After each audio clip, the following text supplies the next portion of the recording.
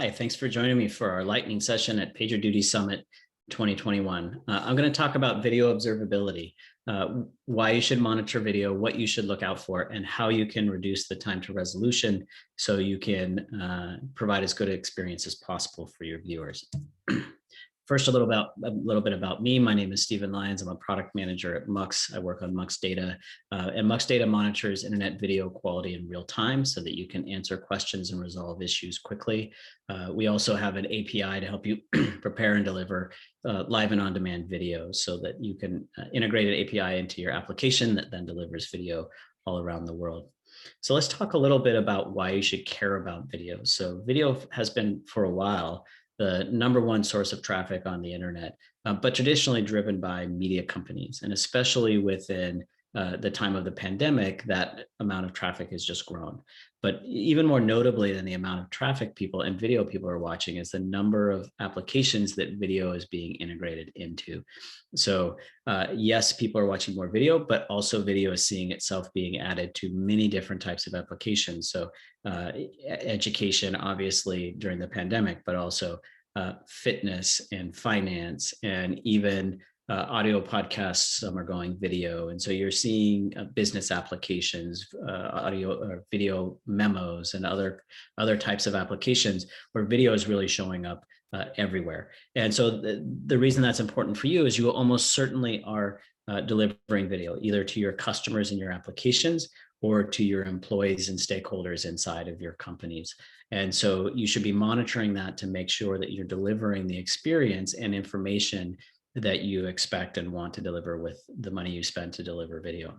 So let's talk about some basics of what you should monitor and what can go wrong in video. So the first is caused by buffering. And so this is when the video is being downloaded and needs to be fully downloaded in order to play. So if it happens at the beginning, when you click play, it takes time for the video to start, a couple seconds usually, sometimes longer as the video is downloaded.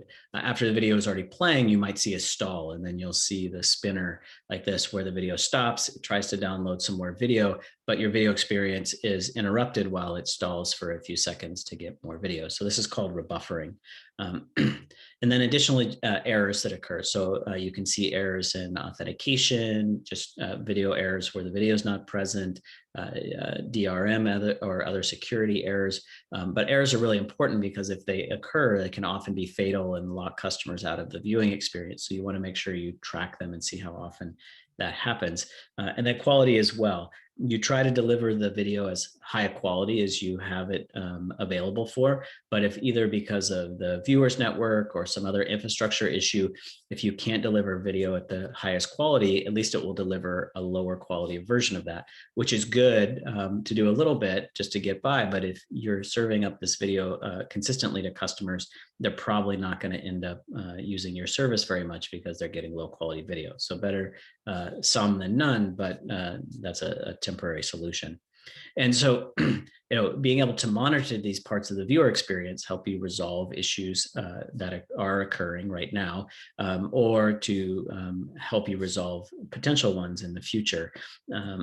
So you can use this data both from an operational perspective to monitor and knock and see in real time things are changing, but also developers and product managers to track KPIs, to see how you can fix them, which players are causing issues or errors that you might want to think about.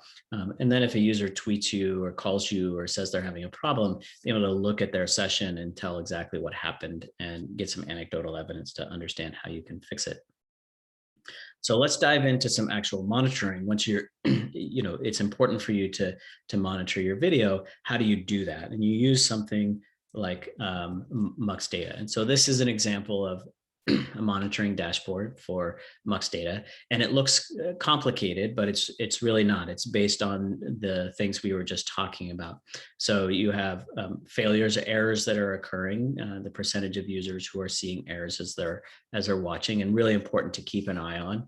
And then also rebuffering. So how often you're seeing those stalls, how long they're happening, how many people currently are experiencing that. Video start time, so seeing how much time it takes to buffer that at the beginning of the play, and then how many users might be leaving before the playing actually started because it's taken too long. And then looking at the quality that you're delivering for your users. So are you able to deliver at the higher resolutions that you actually have and that customers expect? And then just overall, how many viewers do you have right now? So when an error occurs or you have rebuffering spikes, does that impact the number of viewers you currently have or is it sort of they're leaving anyway, so it's not a big deal? So it looks complicated, but it's really looking at those fundamental factors for video of how you should track that. And so you could look even deeper. You could jump into one of these and look at some larger spikes and then see where did these come from? So, was it a specific player? Was it a CDN? So in this case, it looks like there was Android was having a problem, one of that serving to customers. And so they're having a large rebuffering spike. And so it allows you to see that and to react to it quickly. But of course, you can't be watching a knock all day long.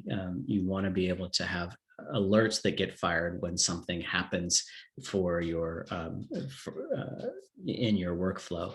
And so you're able to set up alerts based on the criteria that you are wanting to track. And so this is where you can have alerts fire and then sent to PagerDuty and then handled inside your regular escalation process. And so you can create add a channel for PagerDuty that we call channels. And so you create a service, a Mux Data service inside of PagerDuty, take that integration key and put it here. And then you can, when alerts are fired, they are fired directly to PagerDuty. You can respond to them there and manage your escalation process through PagerDuty. And you can define these update rules in a number of different ways. So you have a lot of flexibility to, one, choose which metric. So in this case, looking at a rebuffering alert that looks at the percentage of videos that are rebuffering. And then I'm looking at live specifically. Maybe I want to track my live video a little bit more closely, because if something happens during a live event, I want to make sure I'm able to resolve it quickly so that so that the users can get back onto the event, the concert, or whatever I happen to be broadcasting.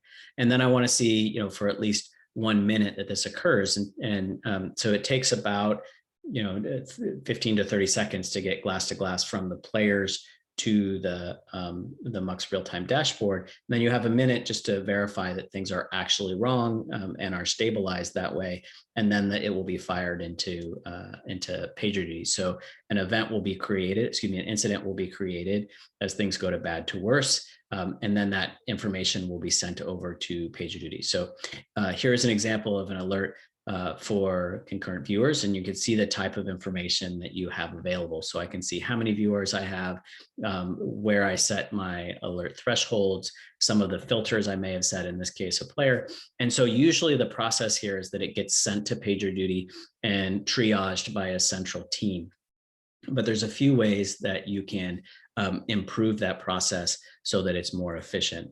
So one is that, oftentimes you are triaging that central team, and then they'll send it off to the more specific team that handles the issue. So if you have an iOS team or an Android player team who specifically handles the player issues, or if you have for CDN issues, an infrastructure team will handle those.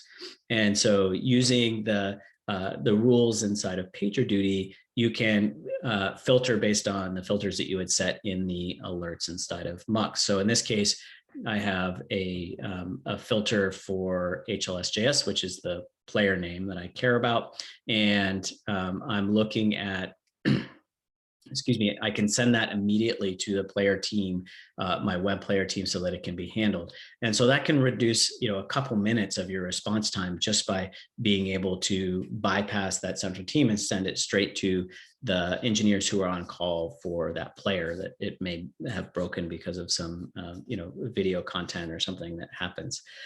There are other ways you can do that as well, is you can set alert thresholds based on what you think are, critical or just warnings. So if you have threshold of users you care about. Say, if I get down to 100 users at a time, that's bad. I'll send a warning off to the team. But if I get down to 0 users, clearly things are really broken, and I want to automatically escalate it to a larger team. So you can, the information in the alerts that get sent to PagerDuty allow you that flexibility to create escalation rules that can bypass the middle layer, go directly to to your triage, and make sure that things get solved as quickly as possible.